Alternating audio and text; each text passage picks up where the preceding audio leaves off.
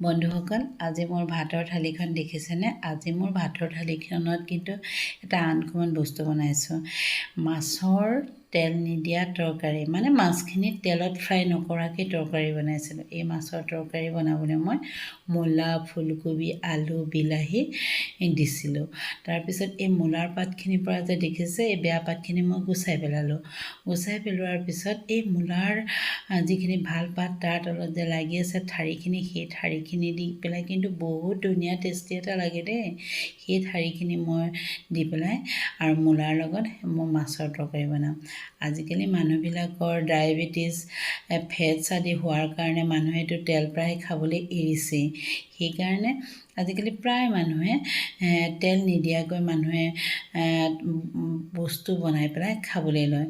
মই এতিয়া আজি মাছৰ তৰকাৰীখনত তেল নিদিয়াকৈ বনাইছোঁ। আপোনালোকে চাওকচোন মই মাছৰ তৰকাৰীখন কেনেকৈ তেল নিদিয়াকৈ বনাইছোঁ। এই মাছৰ তৰকাৰীখন বনাবলৈ যে মূলা, ফুলকবি, আলু ব্যৱহাৰ কৰিছিলোঁ, সেইকাৰণে মই এইখিনি পাচলিখিনি মই কাটি ল'লোঁ। এতিয়া মূলাখিনি মই ধুনীয়াকৈ মিহি মিহিকৈ কাটি ল'ম, বাকলিখিনি ধুনীয়াকৈ গুচাই ল'ম আৰু ভিতৰত যদি কিবা ফোপোলা অংশ বা বেয়া অংশ থাকে সেইবিলাক ভালকৈ বাছি কাটি দিম।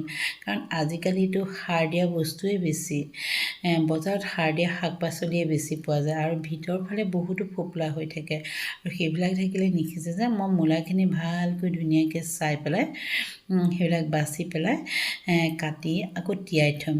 তিয়াই থোৱাত মানে কি হয় জানেনে, এই যে সাৰবিলাক ব্যৱহাৰ কৰে অলপ হ'লেও তাৰ পৰা মানে কীটনাশক বস্তুবিলাক নাইকিয়া হৈ যায়। মই সেইকাৰণে ফুলকবিটো, মূলা, আলু সকলোখিনি কাটি পানীত প্ৰথমে অলপ সময় তিয়াই থ'ম। তাৰপিছত মই ফুলকবিখিনিও মিহি মিহিকৈ কাটি দিম। ফুলকবিখিনি মিহি মিহিকৈ কাটি দিলে মানে সোনকালে সিজিব, খায়ো বহুত ভাল লাগিব।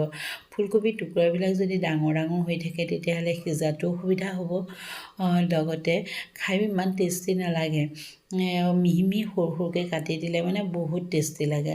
মই ফুলকবিখিনি দেখিছেনে, প্ৰথমতে ডাঙৰ ডাঙৰকৈ টুকুৰা কৰি লৈছোঁ। তাৰপিছত মই মিহি মিহিকৈ ধুনীয়াকৈ সৰু সৰুকৈ কাটি দিম। কাটি দিলে কি হ'ব, ফুলকবিখিনি সোনকালে সিজি যাব। এতিয়া মই আলুটো ধুনীয়াকৈ কাটি দিম। আজি মই কি কৰিলোঁ মানে জানেনে, আজি মই মানে তৰকাৰী দুসাঁজৰ কাৰণে বনালোঁ, মানে সেইকাৰণে আলুটো অলপ ডাঙৰকৈ দিছিলোঁ। আৰু এতিয়া মোৰ পাচলিখিনি কটা হৈ গ'ল আৰু পাচলিখিনি তিয়াই থৈছোঁ। এতিয়া মই দুটা পিঁয়াজ আৰু বিলাহী কাটি ল'ম। এই পিঁয়াজখিনি মই বেছি সৰু নকৰোঁ কিন্তু দেই, অলপ মধ্যমীয়া চাইজতে ৰাখিছোঁ। বেছি ডাঙৰো নহয়, বেছি সৰুও নহয়, তেনেকৈ মধ্যমীয়া চাইজত কাটি লৈছোঁ। আৰু লগতে বিলাহীটোও মই কাটি ল'ম। বিলাহীটো ইমান মিহি মিহিকৈ নাকাটোঁ আৰু বিলাহীৰ গুটিখিনি গুচাই দিছোঁ। বিলাহী গুটিখিনি থাকিলে নিসিজে যে, খাই লাগি লাগি যায় খালে, মানে তৰকাৰীত গোটা গোটা হৈয়ে থাকে যে, সেইকাৰণে গুটিখিনি মই প্ৰায় পেলাইয়ে দিওঁ। বিলাহী গুটিখিনি পেলাই দি পেলাই মই এনেদৰে বিলাহীখিনি মই টুকুৰা টুকুৰকৈ মিহি মিহিকৈ কাটি ল'লোঁ। বিলাহীখিনি মানে কি বেছি ডাঙৰ কৰিলেও ভালকৈ গলি নাযায় আৰু বেছি মিহি কৰিলেতো একেবাৰে গলি যায়, সেইকাৰণে মই মধ্যমীয়া চাইজতে বিলাহীখিনি ৰাখিলোঁ। দেখিছে নহয় আপোনালোকে, মই বেছি মিহি কৰা নাই। এতিয়া মই এই মোৰ পাচলি কটা হৈ গ'ল, হৈ যোৱাত মই গেছতে কেৰাহীটো বহাই দি পেলাই মই মাছখিনিত হালধি, নিমখ ধুনীয়াকৈ দি পেলাই মানে নিজৰ আন্দাজ অনুসৰি দি পেলাই মই মাছখিনি সানি ল'ম। হালধিটো মানে কিয় দিলোঁ, হালধিটো দিলে মানে অকণ হালধীয়া কালাৰ এটা আহি যায়, ভাল লাগে। কিছুমানে আকৌ মাছটো বগা হৈ থাকিলে খাই বেয়া পায় যে, সেইকাৰণে হালধিটো দিলে হালধীয়া ৰংটো হৈ থাকে আৰু ভজা ভজা নিচিনা লাগে, তেতিয়া মানে খাই বহুত ভাল লাগে। মই ধুনীয়াকৈ হালধি আৰু নিমখখিনি মাছখিনিত সানি ল'লোঁ। মই আকৌ ইয়াৰ পৰা বেছিকৈ মাছ নবনাওঁ দেই, ইয়াতে মাছ মোৰ বেছিয়ে হৈ আছে, মই অলপহে বনাম দুসাঁজৰ কাৰণে। মই এতিয়া এই শুকান কেৰাহীটোত মাছখিনি যিকেইপিচ বনাম মানে সেইকেইপিচ মই সেকিম অকণমান। দেখিছে নহয়, মই কেনেদৰে জুইৰ ওপৰত থকা কেৰাহীটোত তেল নিদিয়াকৈ আছিলে তেল নিদিয়াকৈ ভাজিম মানে সেই কেৰাহীটোত মই ধুনীয়াকৈ এই মাছ কেপিচ মানে মই ইলুটি শিলুটিকৈ মানে শুকুৱাই দিম। শুকুৱাই দিলে কি হ'ব হালধি সেই কালাৰটো মানে মই এইখিনি মাছ থৈ দিলোঁ কিন্তু দেই এইখিনি মাছ আকৌ মই নবনাওঁ ভাজিহে থৈ দিম। তাৰপিছত এই মই মাছখিনি মানে হালধি লগাই দিয়াৰ কাৰণে মানে কি হ'ব এনেকৈ সেকাৰ কাৰণে হালধি কালাৰটো মাছখিনিত লাগি পেলাই হালধীয়া নিচিনা এটা কালাৰ উঠি যাব। এয়া দেখিছে নহয় মই মাছখিনিত কি ধুনীয়াকৈ লগাই দিলোঁ আৰু লুটিয়াই দিলে দেখিব চাবচোন আপোনালোকে এইয়া হালধি কালাৰ এটা ধুনীয়াকৈ হালধীয়া কালাৰটো ওপৰলৈ উঠি আহিছে। অকণমান মাছখিনি লাগি ধৰে ইমানো লাগি নধৰে আকৌ দেই। আমি ভাবোঁ কি মাছখিনি ভাঙি যাব লাগি ধৰিব নাই সিমানো লাগি নধৰে। এয়া ধুনীয়াকৈ দেখিছেনে অকণমানকৈ লৱণী পাতেৰে লৰাই দিলে ধুনীয়াকৈ এৰাই যায়। এয়া মই মাছখিনি এনেদৰে দি দিলোঁ। আপোনালোকে ইচ্ছা কৰিলে অকণমান তেল দি পেলাই কেৰাহীটো সানি ল'ব পাৰে কাপোৰ এখনত লগাই বা আলু বা মূলাৰ চকল এটাত লগাই কেৰাহীটোত অকণমানকৈ তেল দি পেলাই গোটেই কেৰাহীটো সানি ল'ব পাৰে। মই আকৌ তেল দিয়াই নাছিলোঁ একেবাৰে। তাৰপিছত সেই মাছখিনি তেনেকৈ তাৰ ওপৰতে মই কি দিলোঁ বিলাহী পিঁয়াজ এয়া দি দিলোঁ। এয়া দি দিয়াৰ লগে লগে বিলাহীৰ পৰা পানীখিনি ওলাবলৈ যাব আৰু মাছখিনি তেতিয়া শুকাই নপৰিব। বিলাহীৰ পৰা পানীখিনি ওলাই গ'লে মাছখিনি লাগি যাব। তাৰ ওপৰতে মই জলকীয়াকেইটাও মই জলকীয়া আজি বেছি দিয়া নাছিলোঁ 3-4টামান দিছিলোঁ। সেই জলকীয়াকেইটাও মই টুকুৰা টুকুৰকৈ কাটি দিলোঁ। এতিয়া আকৌ এই মাছখিনিৰ ওপৰতে মই এই পাচলিখিনি তিয়াই যে থৈছিলোঁ সেই পাচলিখিনি দি দিম। কাৰণ মোৰতো আজি তৰকাৰীখন তেল নিদিয়া সিদ্ধ তৰকাৰীহে হ'ব। সেইকাৰণে মই তাৰ ওপৰতে মানে এই পাচলিখিনি দি দিলোঁ। পাচলিখিনি দি দিয়াৰ পিছত মানে মই চাওকচোন মই কি ধুনীয়াকৈ দি দিলোঁ। পাচলিখিনি দি দিয়াৰ পিছতে মই লৱণী পাতেদি মাছখিনি আৰু পাচলিখিনি ধুনীয়াকৈ লৰাই দিম কিন্তু মাছখিনি অকণো ভাঙি নাযায়। মই মাছখিনি আৰু হালধি অকণ আৰু অকণ দি ল'লোঁ মানে কিছু বগা কালাৰটো হৈ নাথাকিবলৈকে মই হালধি অকণ দি দিলোঁ। তাৰপিছত নিমখো মোৰ আন্দাজ অনুসৰি দি দিলোঁ। আন্দাজ অনুসৰি দি দিব পাৰিব আপোনালোকে। তাৰপিছত এয়া চাওকচোন মই কি ধুনীয়াকৈ লৰাই দিলোঁ। লৰাই দিলে মাছখিনি ওপৰলৈ ধুনীয়াকৈ উঠি আহি যায়। উঠাই আনিলোঁ মানে লাহে লাহে মানে অলপ আস্তে আস্তে ইমান আৰু খৰধৰকৈ নহয় দেই। খৰধৰকৈ দিলেতো মাছবিলাক ভাঙিবই। মই আকৌ খৰধৰকৈ দিয়া নাছিলোঁ লাহে লাহে দিছিলোঁ। ধুনীয়াকৈ মাছখিনি ওপৰলৈ উঠি আহিল কাৰণ পাচলিৰ পৰা ওলোৱা পানী আৰু বিলাহীৰ পৰা ওলোৱা পানীয়ে মাছখিনি ধুনীয়াকৈ কোমলাই ধৰিলে কেৰাহীত লাগি নধৰিলে দেখিছেনে। মই মাছখিনি কি ধুনীয়াকৈ ওপৰলৈ উঠাই আনিলোঁ। লৰাই দিওঁতে উঠি আহিল যে আৰু তেতিয়াই মই ওপৰলৈ উঠাই আনি পাচলিখিনি তল কৰি পেলালোঁ। লৱণী পাতেদি পাচলিখিনি গোটেই পাচলিখিনি মই এনেদৰে তল কৰি পেলালোঁ। এতিয়া মই এগিলাচ পানী দিম প্ৰথমতে চাম মানে পাচলিখিনি ভিজি গৈছেনে নাই। তাৰপিছত মোৰ পাচলিখিনি প্ৰায় ভিজি যোৱা নিচিনাই হৈছে গোটেইখিনি তিতি গৈছে। তাৰপিছত মই এয়া চাওঁ আকৌ মই এপাক লৰাই দিলোঁ।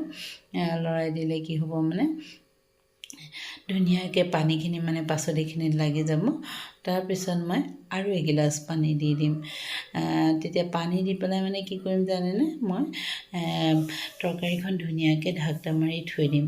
তাৰপিছত মাজে মাজে অলপ লৰাই পেলাই চাই থাকিম আৰু মাছখিনিও ধুনীয়াকৈ ওপৰলৈ আনি থ'ম।